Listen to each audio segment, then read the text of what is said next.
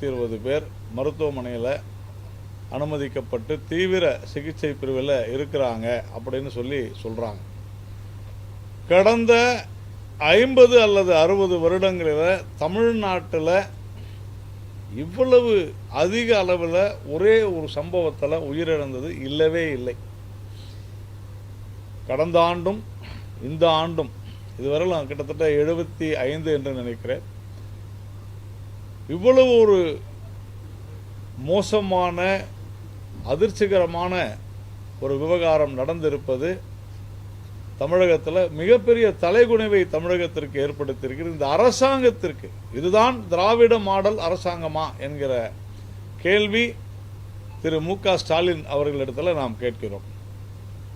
கிட்டத்தட்ட இந்த ஒரு 50 வருடங்களில் இந்த மாதிரியான சம்பவம் நடந்ததாக தெரியவில்லை. இவ்வளவு பேர் மரணங்கள். ஆனால் இந்த சம்பவத்தை, இந்த பிரச்சனையை எப்படியாவது தவிர்த்துவிட்டு, எப்படியாவது இந்த பிரச்சனைகளை யாரையாவது அடையாளம் காண்பித்து, யாரையாவது ஸ்கேப் கோட்டாக அவர்கள் ஆக்கிவிட்டு தப்பித்துக் கொள்ளலாம் என்று திட்டம் போட்டால் அது நடக்காது.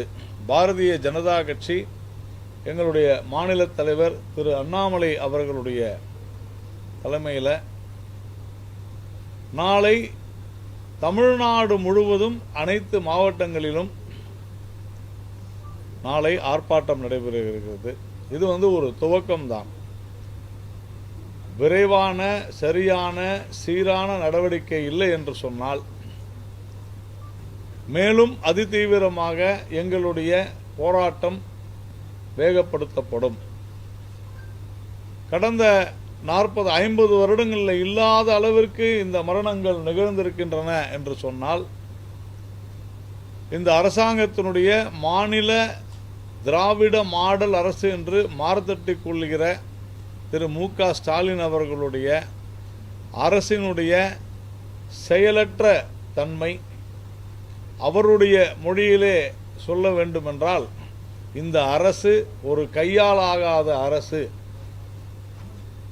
அவருடைய மொழியிலே அப்படித்தான் இதற்கு முந்தைய அரசாங்கங்களை எதிர்க்கட்சி தலைவராக இருந்தபோது விமர்சித்துக் கொண்டிருந்தார் திரு மு.க. ஸ்டாலின் அவர்கள். அப்படிப்பட்ட ஒரு கையாலாகாத அரசை நாம் பார்க்கிறோம். இரும்பு கரம் கொண்டு அடக்குவேன் என்று கடந்த வருடம் இதே மே மாதத்தில் சொன்னார். ஆனால் அந்த இரும்பு கரம் எங்கே போனது என்பது நமக்கு புரியவில்லை. சில மாதங்களுக்கு முன்னால இதே கள்ளக்குறிச்சியில் காவல்துறை கண்காணிப்பாளராக பணியாற்றிக் கொண்டிருந்த மோகன்ராஜ் என்பவர் இந்த மாவட்டத்தில் கள்ள சாராயம் அதிகமாக இருப்பதாகவும் அதை கட்டுப்படுத்த தவறினால் மிகப்பெரிய ஒரு பேராபத்து உருவாகும் என்று எவ்வளவோ மன்றாடியும் கூட திராவிட முன்னேற்ற கழகத்தை சேர்ந்த முக்கிய பிரமுகர்கள் அவருக்கு அழுத்தம் கொடுத்தார்கள். நடவடிக்கை எடுக்கக்கூடாது என்று அழுத்தம் கொடுத்தார்கள். அது அரசிடமிருந்தும் அந்த அழுத்தம் வந்தது அப்படின்னு சொன்னால் அந்த மாவட்ட அமைச்சரைத்தான் அது குறிக்கிறது. அந்த கண்காணிப்பாளர் தன்னுடைய பணியினை விருப்ப ஓய்வு எடுத்துக்கொண்டு, விஆர்எஸ் எடுத்துக்கொண்டு நிம்மதியாக போய்விட்டார். ஒரு நல்ல நேர்மையான அதிகாரியை இப்படி அழுத்தம் கொடுத்து மிக மோசமான முறையில் பணியை விட்டு விலக செய்த கொடுமை தமிழகத்தில் மட்டும்தான் நடந்திருக்கும். அந்த மாவட்டத்தில் அவர் சென்ற பிறகு வேறு ஒருவர் வருகிறார். அவரைத்தான் இப்பொழுது இடைநீக்கம் செய்திருக்கிறார். அவருடைய பேட்டியை பார்த்தால் உங்களுக்கு தெரியும். அவர் பணிக்கு சேர்ந்த அன்றே தெளிவாக சொல்கிறார், இந்த மாவட்டத்தில் இருக்கக்கூடிய இந்த கள்ள சாராயத்தை ஒடுக்குவதுதான் என்னுடைய மிகப்பெரிய சவாலாக இருக்கும் என்று சொல்லியிருக்கிறார். அப்போ அவர் கமிட்டடாக இருந்திருக்கிறாருன்னு அர்த்தம். இன்று அவரை இடைநீக்கம் செய்திருக்கிறார்கள். இந்த அரசாங்கம் இதற்கு முன்னால அங்க பணியாற்றி கொண்டிருந்த இன்னொரு காவலர் இப்பொழுது விருதாச்சலத்தில் பணியாற்றி கொண்டிருக்கிறார். அவர் செய்த ஒரே தவறு நேர்மையாக இருந்தது. அவரை கூட பொது வெளியில ஒரு சட்டமன்ற உறுப்பினர், திராவிட முன்னேற்ற கழகத்துடைய சட்டமன்ற உறுப்பினர் ஒருவர் தகாத வார்த்தைகளால் பேசியதால் அவர் மாறுதல் கேட்டு வேறு இடத்திற்கு சென்றிருக்கிறார். இப்படி காவல்துறையை தங்களுடைய கட்டுப்பாட்டுக்குள்ள வைத்துக் கொண்டிருக்கிறார்கள் அரசியல்வாதிகள். தொடர்ந்து இந்த கள்ளசாராய விவகாரத்தில் நாம் விழுப்புரம் மாவட்டத்தில் கடந்த வருடமும் பார்த்தோம். அங்கு இருந்த ஒரு மாவட்ட செயலாளர், திமுகவினுடைய மாவட்ட செயலாளர், அங்கே இருந்த ஒரு அமைச்சரின் பெயரும் கூட அடிபட்டது. இதே மாதிரி சிபிசிஐடி விசாரணைக்கு உத்தரவிட்டார் முதலமைச்சர். ஆனால் இதுவரையிலும் நடந்தது என்னவென்றால் ஒன்றுமே இல்லை. உங்களுடைய காவல்துறையின் மீது உங்களுக்கு நம்பிக்கை இல்லை. உங்களுடைய தலைமையின் கீழ் இருக்கக்கூடிய, உங்களின் கட்டுப்பாட்டில் இருக்கக்கூடிய, நீங்கள் அமைச்சர் பொறுப்பு வகிக்கக்கூடிய காவல்துறையின் மீது நம்பிக்கை இல்லை. அந்த காவல்துறையின் கீழ் தான் சிபிசிஐடி வருது. அப்போ இதை சிபிசிஐடியில் எதற்காக கொடுக்க வேண்டும்? இரண்டுக்கும் என்ன வேற்றுமை? அடுத்த பில்டிங்கில் இருக்குது, அவ்வளோதான் சிபிசிஐடி, வேற ஒன்றும் வேற்றுமை இல்லை. திருநெல்வேலியில் ஒரு காங்கிரசினுடைய மாவட்ட தலைவர் கொலை செய்யப்படுகிறார், மர்மமான முறையில் இருக்கிறார். அந்த வழக்கையும் உடனடியாக சிபிசிஐடிக்கு தள்ளிட்டாங்க. ஆனால் இன்று வரை அந்த ஒரே ஒரு கொலையை செய்தது யார் என்று இதுவரையிலும் கண்டுபிடிக்க முடியவில்லை. இன்றைக்கு இப்பொழுது 50 தொட்டு இருக்கிறது இந்த விஷச்சாராய மரணங்கள். ஒரு கொலையே 2 மாசமா கண்டுபிடிக்க முடியாத சிபிசிஐடி எப்படி இந்த விவகாரத்தை கையில் இருக்கும்? நம்முடைய குற்றச்சாட்டுகள் எல்லாம் இந்த சம்பவமானது 50க்கும் அதிகமான பேர் படுகொலை செய்யப்பட்டிருப்பது. இதை நான் விபத்தாக நாம் எடுத்துக்கொள்ளக்கூடாது. இது விபத்து கிடையாது, இது திட்டமிட்ட படுகொலை. இந்த கொலைகளை செய்தவர்களை மட்டுமல்ல, இதை செய்ததற்கு உடந்தையாக பின்னணியில் இருந்த காவல்துறையை கட்டுப்படுத்திய அந்த சக்திகள் யார் என்பது கண்டிப்பாக தெரிய வேண்டும் என்றால் அது சிபிசிஐடி மாநில காவல்துறையினுடைய புலன் விசாரணையில் கண்டிப்பாக வெளிவராது.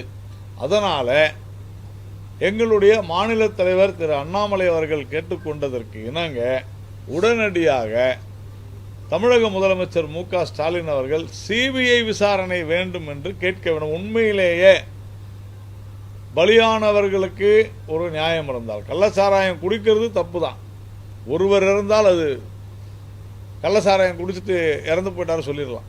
ஆனால் ஒட்டுமொத்தமாக ஒரு 150-200 பேருக்கு என்றால் இது சமுதாய கேடு, சமுதாய தீங்கு. இது சாதாரணமாக 1-2 பேரால் நடைபெறக்கூடிய ஒரு சம்பவம் கிடையாது. இது மிக மிக மிக பெரிய சக்திகள், கண்டிப்பாக அரசியல்வாதிகளுடைய துணையின்றி இது நடந்திருக்க வாய்ப்பே கிடையாது.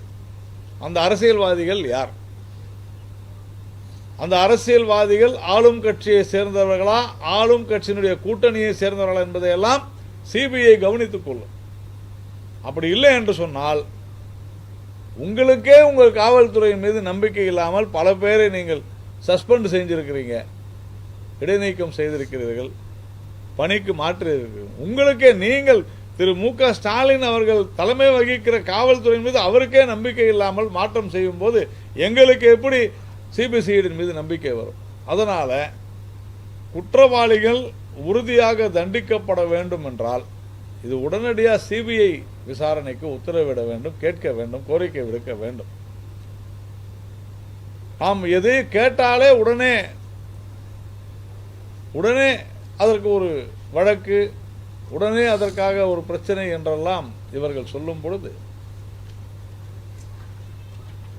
தொடர்ந்து கள்ளசாராயம் என்பது தமிழகத்தில் அதிகரித்து வருகிறது. என்ன சொன்னாங்க?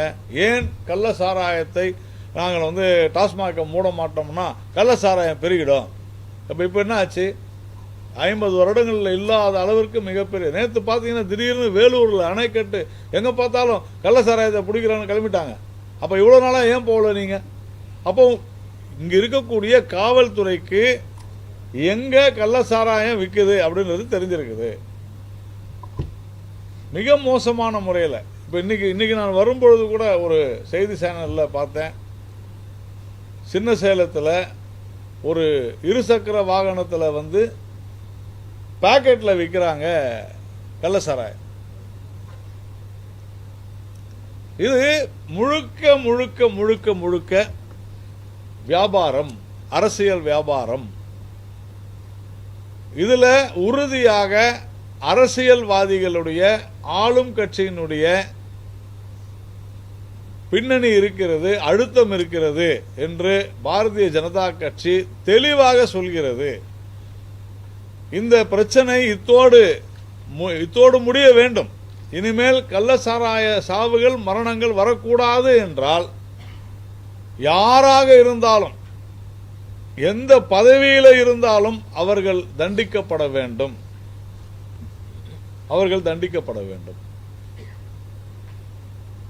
இது பாரதிய ஜனதா கட்சியினுடைய கோரிக்கை அல்ல, இது பாரதிய ஜனதா கட்சி விடும் எச்சரிக்கை இந்த அரசாங்கத்திற்கு. உடனடியாக துறை அமைச்சர் முத்துசாமி அவர்கள் பதவி விலகி இருக்க வேண்டும் அல்லது பதவி நீக்கம் செய்யப்படும். அது என்ன காவல்துறை அதிகாரிகளை மட்டும் நீக்கிறது? ஏன் அந்த அந்த அந்த பகுதியில் இருக்கக்கூடிய எம்எல்ஏக்களுக்கு பொறுப்பு இல்லையா?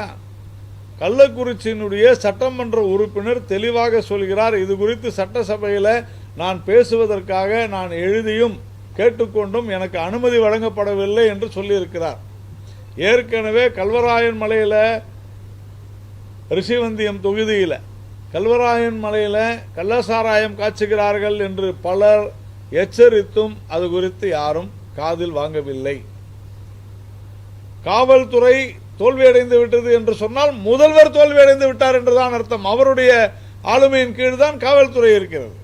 அப்போ காவல்துறை தோல்வியடைந்து விட்டது என்று முதல்வர் சொல்வாரேயானால், நேற்று சில திமுகவினுடைய அதிகாரப்பூர்வ செய்தி தொடர்பாளர்கள் தொலைக்காட்சி விவாதங்களில் இதில் காவல்துறை தான் இதற்கு பொறுப்பேற்க வேண்டும் என்று சொன்னால், காவல்துறைக்கு அமைச்சராக விளங்கும் முதலமைச்சர் தான் பொறுப்பேற்க வேண்டும். அப்படின்னு பார்த்தா இந்நேரம் முதலமைச்சர் பதவி விலகி இருக்க வேண்டும். முதலமைச்சர் இன்னும் கள்ளக்குறிச்சிக்கு ஏன் செல்லவில்லை என்கிற கேள்விக்கு யாரும் பதில் சொல்ல மறுக்கிறார்கள். முதலமைச்சர் ஏன் கள்ளக்குறிச்சிக்கு போயிருக்க கூடாது? இது எந்த மாதிரியான ஒரு உண்மையிலேயே ஒரு மோசமான முன்னுதாரணமாகத்தான் இருக்கிறது. எதற்காக யாருடைய உத்தரவின் பெயரில் 4-5 இடங்களுக்கு, ஒரு இடத்துல நடந்த சம்பவம் 4-5 இடங்களுக்கு அனுப்பி வைத்தார்கள்? அவ்வளவு அவசரம் ஏன்? 3 பேர் தான் உயிரிழந்தார்கள். ஆனால் இதில் விஷசாராயம் இல்லை என்று சொன்ன பிறகு பல பேர் அதை குடித்திருக்கிறார்கள். யாரு? ஆட்சியர் சொன்ன பிறகு. ஆனால் ஆட்சியரை மாற்றியிருக்கிறீர்கள். ஆனால் அந்த எஸ்பியை சஸ்பெண்ட் பண்ணிருக்கிறாங்க. அமலாக்கத்துறையினுடைய அந்த மாவட்டத்தினுடைய எஸ்பி, அமலாக்கத்துறை எஸ்பியை எந்த நடவடிக்கை எடுக்கல. ஆனால் அமலாக்கத்துறையில் இருக்கக்கூடிய மேலதிகாரியை நீக்கி நீங்க நடவடிக்கை எடுத்திருக்கிறீங்க. ஏன் அந்த மாவட்டத்தில்? இப்படி பல்வேறு கேள்விகள். இதை சாக்காக வைத்துக்கொண்டு காவல்துறையை மட்டுமே குறிவைத்து அவர்கள்தான் அதற்கு பொறுப்பு என்பது போல, அவர்கள் கண்டிப்பாக பொறுப்பு தான் என்பதில் மாற்று கருத்து இல்லை. ஆனால் அவர்கள் மட்டுமே பொறுப்பு என்பதை நம்மால் ஏற்க முடியாது. இதன் பின்னால் இருக்கக்கூடிய சட்டமன்ற உறுப்பினர்களாக இருந்தாலும் சரி, அமைச்சராக இருந்தால் அவர்கள் மீதும் நடவடிக்கை எடுக்க வேண்டும். என்னை பொறுத்தவரையில் அங்கு அந்த மாவட்ட அமைச்சராக இருக்கக்கூடிய திரு ஏவா வேலு அவர்கள் ராஜினாமா செய்ய வேண்டும். தொடர்ந்து தமிழகத்தில் இது மட்டுமல்ல, இதே நிலை நீடித்துக் கொண்டிருந்தால் பள்ளிகளில், கல்லூரிகளில் கஞ்சா பழக்கம், போதை மருந்து பழக்கம் அதிகமாகிக் கொண்டிருக்கிறது. ஒரு நாள் இல்லை என்றால் ஒரு நாள் இதைவிட ஒரு மோசமான விளைவுகளை சந்திப்பார்கள். ஆனால் அது குறித்தெல்லாம் கவலைப்படாது இருக்கிறது இந்த அரசாங்கம். போதைப்பொருள் புழக்கம் குறித்து நாங்கள் தொடர்ந்து 2 வருடங்களாக சொல்லிக்கொண்டே இருக்கிறோம். தமிழகத்தில் அதிகமாகி வருகிறது. மாத்திரை வடிவத்தில் கொடுக்குறாங்க, ஐஸ்கிரீமில் கொடுக்குறாங்க, சாக்லேட்டில் கொடுக்குறாங்க. இப்படி எல்லா வகையிலும் போதை மருந்து பள்ளிகளிலும் கல்லூரிகளிலும் செல்கிறது. அதனால் பாருங்க அப்படின்னு சொன்னால் அதை கவனிக்கிறது இல்லை. அதே போல் டாஸ்மாக்லேயும் லஞ்சம் ஊழல் என்பது பெருகி கொண்டே தான் இருக்கிறது தவிர குறையவில்லை. டாஸ்மாக் மரணங்கள் என்று சொல்வதை விட மது கொலைகள் என்றே நாம் சொல்லிக் கொண்டிருக்கிறோம். பெற்ற தந்தையை, பெற்ற தாயை, தன்னுடைய குழந்தையை, தன்னுடைய மனைவியை, தன் நண்பனை, தன் உற்றார் உறவினரை படுகொலை செய்யக்கூடிய சம்பவம் டாஸ்மாக்கு சென்று மது குடித்துவிட்டு அதனுடைய போதையினால் செய்யப்பட்ட படுகொலைகள் 1000 தாண்டும் கடந்த 3 வருஷத்தில். இதையெல்லாம் நான் சொல்லவில்லை, பத்திரிகைகள் கூட சொல்லல. எஃப்ஐஆர்ல போடுறாங்க போலீஸ்ல. டாஸ்மாக் இந்த நேரத்தில் சென்றாரு, மது அருந்தி விட்டு அந்த போதையில வெட்டினாரு. தமிழகத்திலேயே இந்தியாவிலேயே அதிக இளம் விதவைகள் இருப்பது தமிழகம்தான் என்று சொன்னார் திருமதி கனிமொழி. ஆனால் இன்றைக்கு ஏன் வாய் திறக்க மறுக்கிறார்? எங்க போனாங்க? சில சமூக போராளிகள்லாம் ஆளையே காணும். கோவன்னு ஒருத்தர் இருந்தார், எங்க போனாரு? மூடு டாஸ்மாக மூடுன்னு பாட்டு பிரபலமா இருந்துச்சு. இன்னைக்கு ஆளையே காணும், எங்க போயிட்டாங்க? மேலெழுந்த வாரிக்கு கம்யூனிஸ்டுகளும் காங்கிரசும் திமுகவினுடைய கூட்டணி கட்சிகள் அனைத்தும் மேலெழுந்த வாரியாக பட்டும் படாமல் அப்படியே இதை எங்க மாநில தலைவர் மொழியில் சொன்னாக்கா அப்புறமா அதுக்கு ஒரு பிரச்சனை பண்ணுவான். இப்படி மோசமான முறையில் இவர்கள் சப்போர்ட் பண்ணிக்கிட்டு இருக்கிறாங்க. இதை பாரதிய ஜனதா கட்சி வன்மையாக கண்டிக்கிறது. இந்த 50 பேர்ல ரொம்ப கிட்டத்தட்ட அனைவருமே வறுமை கோட்டுக்கு கீழே இருப்பவர்கள். தொல் திருமாவளவன் அவர்களை ஒரு நேற்று மாலை வரை காணும். என்னுடைய ட்விட்டர் பதிவில் கூட நான் போட்டிருந்தேன். அவர் சொல்றார், 2016 சொன்ன அந்த தேர்தல் வாக்குறுதிப்படி இந்த இதை மது விலக்கை அமல்படுத்த வேண்டும், தீவிரமான நடவடிக்கை எடுக்கணும். இப்படிதான் கண்டிப்பீங்களா நீங்க? நடந்திருப்பது ஒரு கொடூரமான, வன்மமான, மிக மோசமான, கீழ்த்தரமான ஒரு செயல். அதற்கு தமிழக அரசு பொறுப்பேற்க வேண்டும். இந்நேரம் முதலமைச்சர் என்ன சொல்லி இருக்க வேண்டும் என்றால், நான் பொறுப்பேற்கிறேன், இனி இது மாதிரி நடக்காதபடி நான் பார்த்துக் கொள்கிறேன். யார் இருக்கிறார்கள்? கண்டிப்பா போலீஸ்காரங்க மட்டும் நீங்க அதை மட்டும் காமிச்சிட்டு தப்பிக்கலாம்னு நினைக்கவே நினைக்காதீங்க. அந்த மெத்தனால் எங்கிருந்து வாங்கப்பட்டது, எந்த ஆலையிலிருந்து வாங்கப்பட்டது, எந்த ஊரிலிருந்து வந்தது, இது அத்தனையுமே வெளிவர வேண்டும். இதெல்லாம் ஒன்று ஒன்றா வரும் பொழுது யார் இதற்கு பின்னணியில் இருந்தாங்கன்றது தெரியும். நம்மை பொறுத்தவரையில், பாரதிய ஜனதா கட்சியை பொறுத்தவரையில் மிக தெளிவாக எங்களுடைய மாநில தலைவர் திரு அண்ணாமலை அவர்களோட சொல்லி இருக்கிறார். உறுதியான முறையில் நடவடிக்கை எடுக்கவில்லை என்று சொன்னால் தமிழகம் இது போன்ற பிரச்சனைகளால், நேற்றைய தினம் பல உடல்களை கட்டை ஈரமாக இருந்துச்சுன்னு மண்ணெண்ணெய் ஊற்றி எரிச்சிருக்கிறாங்க. ஒரே இடத்துல இவ்வளவு உயிர் பலிகள் என்பது கொடூரமான விஷயம். சமீப காலங்களில் எங்கேயுமே இது போல நடந்ததா இல்லை. தமிழ்நாட்டில் இப்படி கள்ளச்சாராயத்தில் 50 பேர் சில உடனே கேட்குறாங்க, ஏன் அங்கே ஆகலையா இங்கே ஆகலையான்றாங்க. இங்கே தான் தெருவுக்கு தெரு டாஸ்மாக் கடையை திறந்து வச்சுருக்கீங்களே, ஏன் டாஸ்மாக் திறந்து வச்சுருன்னு கேட்டால், இல்லைன்னா கள்ளச்சாராயம் வந்துடும். இப்போ கள்ளச்சாராயம் வந்துருச்சு, டாஸ்மாக் மூடுறியா? இதற்கு எல்லாம் காரணம் லஞ்சம், ஊழல், முறைகேடு. நேரடியாக நாங்கள் குற்றம் சாட்டுகிறோம். இதன் பின்னணியில் வெறும் இது காவல்துறையுடைய அலட்சியம் என்று துடைத்து விட்டு போய்விடக்கூடாது. இதன் பின்னணியில் இருக்கக்கூடிய அரசியல்வாதிகள் யாராக இருந்தாலும் அவர்களை சட்டத்தின் முன் கொண்டு வர வேண்டும். உரிய தண்டனை வழங்கப்பட வேண்டும் என்று சொல்கிறோம். பாரதிய ஜனதா கட்சியை பொறுத்தவரையில் நாளைய தினம் தமிழ்நாடு முழுக்க தலைநகரங்களில், மாவட்ட தலைநகரங்களில் நம்ம ஆர்ப்பாட்டம் வைத்திருக்கிறோம். அதே போல் நாளை சென்னையில் பெரும்பாலும் வள்ளுவர் கூட்டத்தில் தான் இந்த ஆர்ப்பாட்டம் நடக்கும் என்று இப்போ இந்த நேரத்தில் முடிவு செய்திருக்கிறோம். அதனால் உங்களுக்கு எதாவது கேள்வி இருந்தால் கேளுங்க.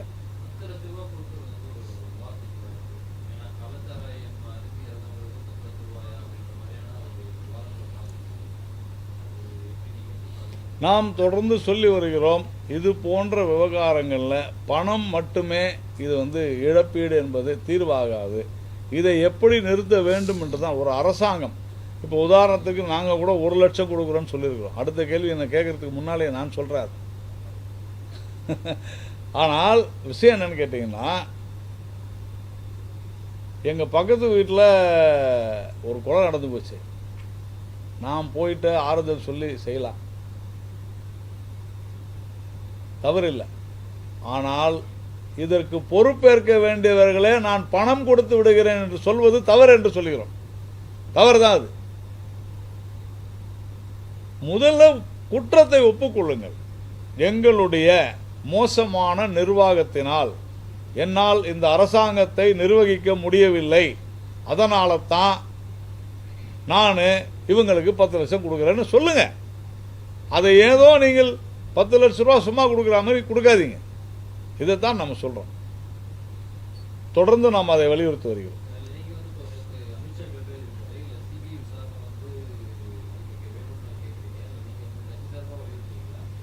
கண்டிப்பாக கேட்டிருக்கிறோம். திரு அமித்ஷா அவர்களிடம் இதை நாம் சொல்லியிருக்கிறோம். ஆனால் நடைமுறையில் மாநில அரசும் கேட்க வேண்டும். மாநில அரசும் நான் தான் சொல்கிறேன், நேர்மையான சிந்தனை இருந்தால், தமிழக மக்கள் நல்லபடியாக இருக்க வேண்டும் என்றால், பாரபட்சமற்ற ஒரு விசாரணை வேண்டும் என்று முதல்வர் கருதினால் இதை சிபிஐ விசாரணைக்கு உட்படுத்த வேண்டும் என்று அவர் கோரிக்கை விடுக்க வேண்டும். அதுதான் ஒரு நல்ல முதலமைச்சருக்கு அழகு, நல்ல அரசாங்கத்திற்கு அழகு.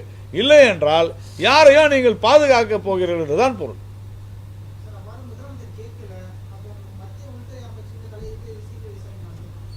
அது அடுத்த ஸ்டேஜ். இப்போ கோர்ட்டுக்கு தான் போகணும், போவோம், தவறு ஒன்றும் இல்லை. ஆனால் நான் தான் சொல்கிறேன், நல்ல முதலமைச்சராக இருந்தால், உண்மையிலேயே நேர்மையான ஒரு சிந்தனை இருந்தால் சிபிஐ விசாரணை வேண்டும் என்று அவர் கோரிக்கை விடுக்க வேண்டும். ஏன் இதில் என்ன கஷ்டம் இருக்குது? நான் தான் கேட்கிறேன், சிபிசிஐடிக்கும் சட்ட ஒழுங்கு போலீஸுக்கு என்னங்க வித்தியாசம்? ஒன்றும் இல்லை. இப்போ அவ்வளோ பேர் டிரான்ஸ்ஃபர் பண்ணிருக்கிறீங்க. திருப்பி இங்கே இருக்கிறவங்க அங்கே போக போகிறாங்க, அங்கே இருக்கிறவங்க வர போகிறாங்க. ஒன்றும் பிரச்சனை இல்லை. அவ்வளோ பேர் டிரான்ஸ்ஃபர் பண்ணிருக்கிறீங்க. உங்களுக்கே உங்கள் காவல்துறை மீது நம்பிக்கை இல்லை, எங்களுக்கு எப்படிங்க இருக்கும்? சிபிஐ கூப்பிடுங்க, வரட்டும். ஏன் உங்களுக்கு என்ன இதில் ஒரு நபர் கமிஷன் போடுறாங்க, அது எப்படி இருக்கும்? நீதிபதி சந்துரு மாதிரி தான் அதுவும் இருக்கும். முன்னாள் நீதிபதி சந்துரு ஒரு பரிந்துரை செஞ்சிருக்காரு பாருங்க, அரசியலமைப்பு சட்டத்தில் இல்லாததெல்லாம் சொல்லியிருக்கிறாரு. அது அப்படித்தான் இருக்கும். விஷயம் ஒரு நீதி, இது எப்படி நடந்தது என்பதை கண்டறிவதற்கு நமக்கு தேவையில்லை. இனிமேல் நடக்கக்கூடாது என்பதற்கு தான் நமக்கு தேவை.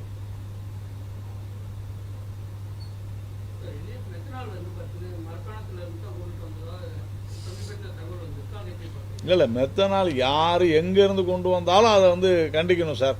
அவ்வளோதான். நீங்கள் அமெரிக்காவிலேருந்து கொண்டு வந்தாலும் தவறு தான்.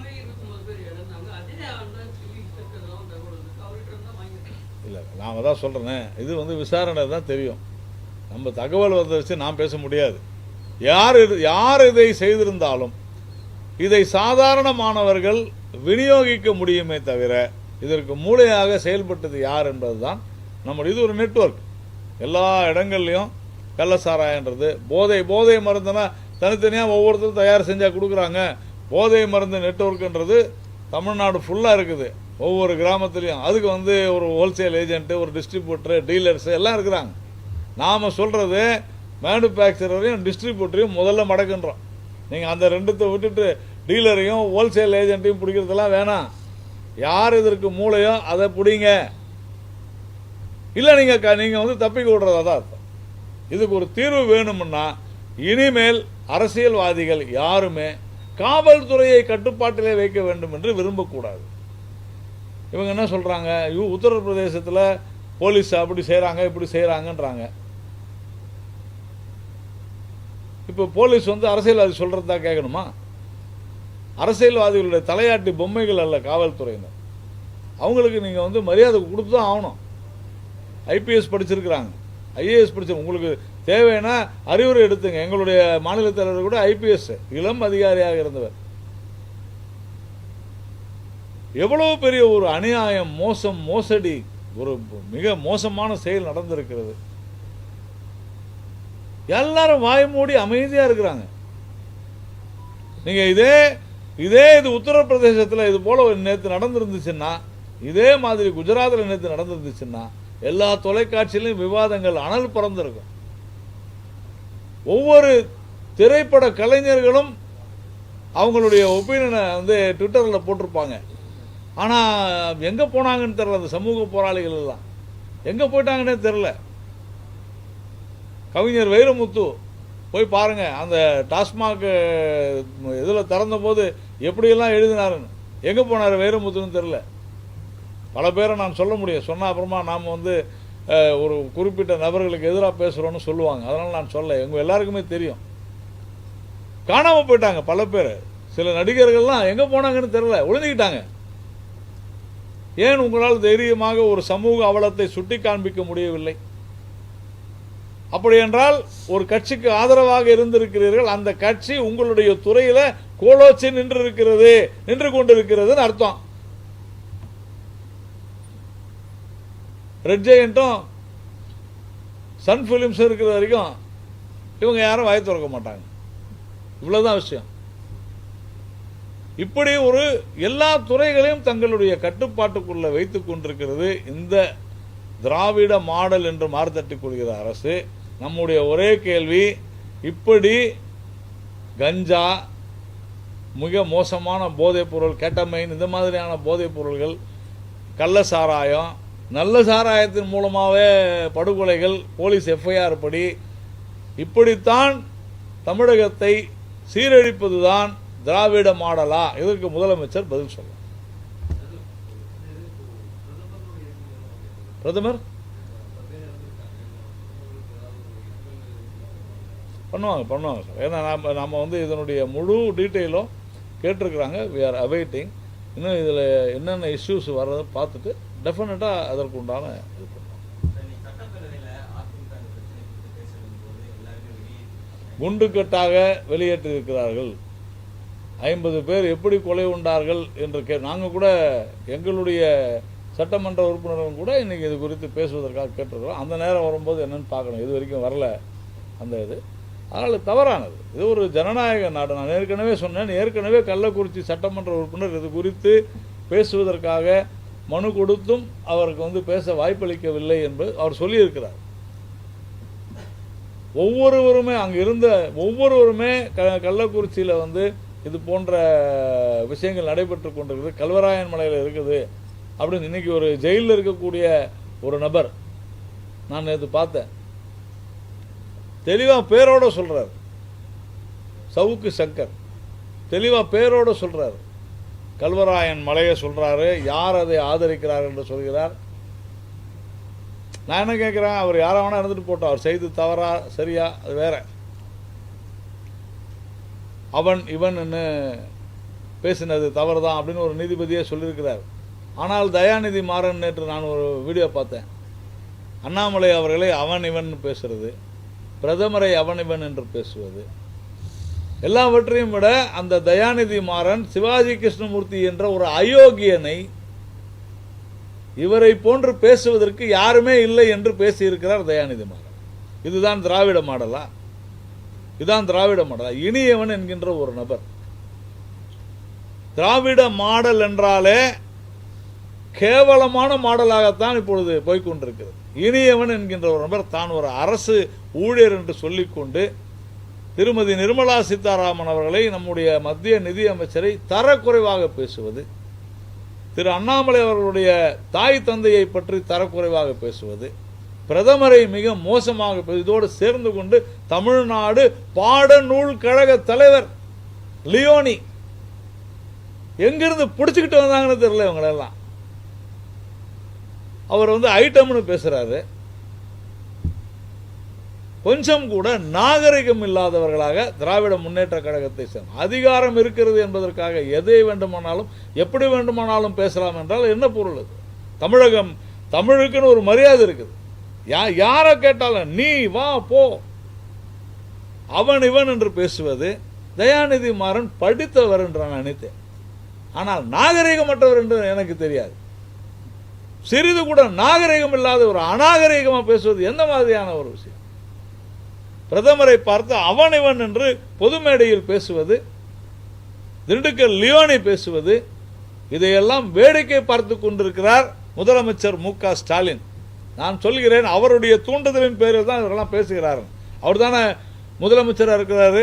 4 நாளுக்கு முன்னால் அத்தனை கம்ப்ளைண்ட் கொடுத்துருக்குறோம். முதலமைச்சரையும் அவருடைய ட்விட்டர் பக்கத்தில் டேக் பண்ணிருக்கிறோம். டிஜிபியை பார்த்து நேரில் சொல்லியிருக்கிறோம். இன்னி வரைக்கும் ஏன் நடவடிக்கை இல்லை?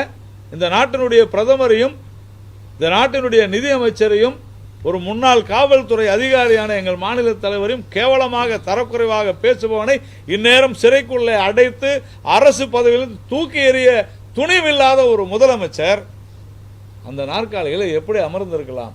இதுதான் கேள்வி. நான் எல்லோருக்கும் சமமானவன் என்று முதலமைச்சர் சொல்வது உண்மையானால் உடனடியாக அவர்களை கைது செய்ய சொல்லியிருக்க வேண்டுமா வேண்டாமா?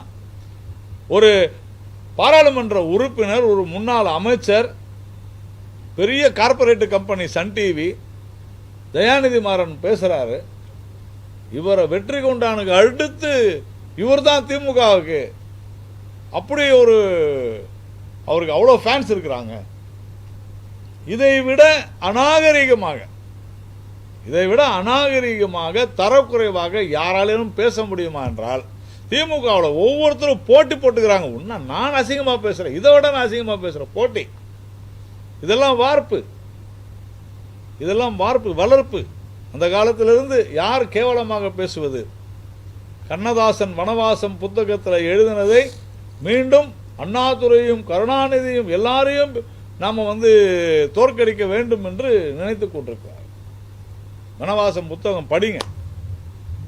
எவ்வளவு மோசமான அநாகரிகமான வார்த்தைகள்! தமிழ்நாட்டில் தமிழ் சொற்கள் எவ்வளவு அருமையான சொற்கள், அதை கேவலப்படுத்தி கொண்டிருக்கிறார். ஆகவே இந்த விவகாரத்தை பொறுத்தவரையில் கள்ளக்குறிச்சியில் நடைபெற்றிருப்பது மிக மோசமான துயரமான சம்பவம். ஆனால் இது மீண்டும் தொடரக்கூடாதுன்னு சொன்னால் முதலமைச்சர் உறுதியான நடவடிக்கை எடுக்க வேண்டும். அந்த உறுதியான நடவடிக்கை சிபிஐ மூலமாகத்தான் நடைபெறும். தமிழக போலீஸிடம் இதை விடக்கூடாது. ஏன்னா அரசுக்கே அவர்கள் மீது நம்பிக்கை இல்லை. இதுதான் விஷயம், வேற எதுவும் இல்லை. இல்லை, ஜனநாயகத்தில் குறிப்பாக சட்டசபையில் இந்த போன்ற ஒரு மிக மோசமான சம்பவம் நடைபெற்றிருக்கும் போது அதை கேட்பதற்கு எல்லோருக்கும் உரிமை இருக்கிறது. இந்த ஆட்சி ஜனநாயக விரோத ஆட்சி தான், அதில் ஒன்றும் சந்தேகமே இல்லை. நாங்களும் அதை மனு கொடுத்துருக்கிறோம். இப்போ இங்கே இப்போ எங்களுடைய கட்சி உறுப்பினர்கள் என்ன ஆனாங்கிறது பார்க்கணும், பேசிக்கிட்டு இருக்கோம். கண்டிப்பாக கட்டணம் தெரிவிப்போம், யாராக இருந்தா என்ன.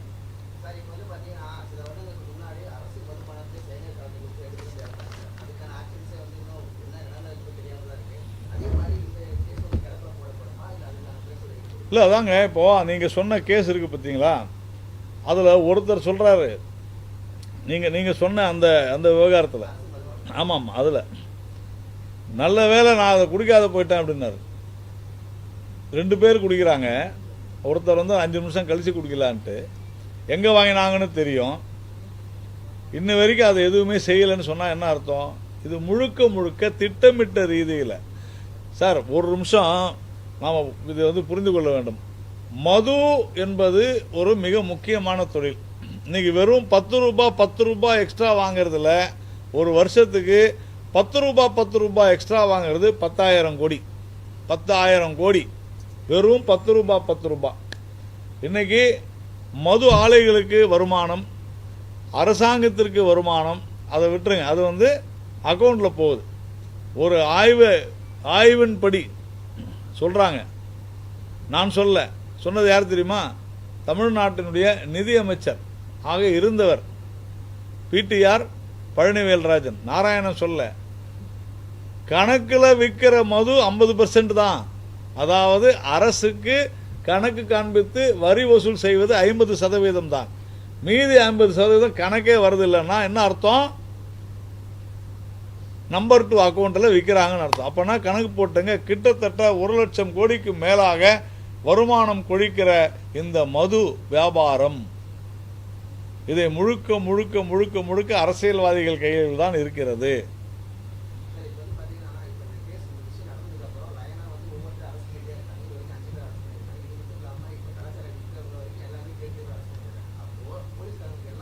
இல்லை, அதுதான் நான் சொன்னேன். நேற்று திடீர்னு பார்த்தோம்னா வேலூரில் அரெஸ்ட் பண்ணுறாங்க, அப்புறமா சின்ன சேலத்தில் அரெஸ்ட் பண்ணுறாங்க. இவ்வளோ நாளாக உங்களுக்கு எப்படி தெரியாது போச்சு? அப்போ இது எல்லாமே தெரிந்துதான் நடைபெறுகிறது. உங்களுக்கு மது விலக்கு அமலான அந்த அந்த துறை இருக்கிறது, அது இருந்தும் செயல்படவில்லையா அல்லது செயல்பட விடவில்லையான்றது தான் கேள்வி. செயல்பட விடவில்லை அப்படின்னு சொல்றாங்க. இதுதான் விஷயம்.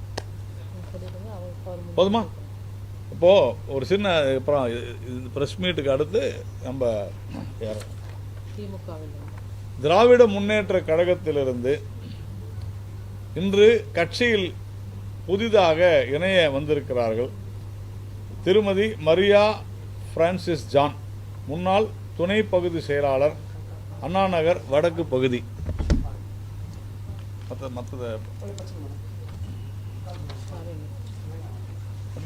திருமதி ஷாலினி, பகுதி துணை அமைப்பாளர், மகளிர் அணி, அண்ணா நகர் வடக்கு பகுதி. அதே மாதிரி சந்தியா ஜோ பிரான்சிஸ், திமுக உறுப்பினர், அண்ணா நகர். இவங்க எல்லாருமே அண்ணா நகர் பகுதியிலிருந்து வந்திருக்கிறார்கள்.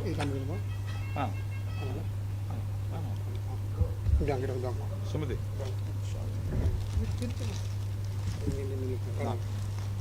இவர்களை பாரதிய ஜனதா கட்சி வருக வருக என வரவேற்கிறது. குறிப்பாக திமுகவிலிருந்து சென்னையில் அண்ணா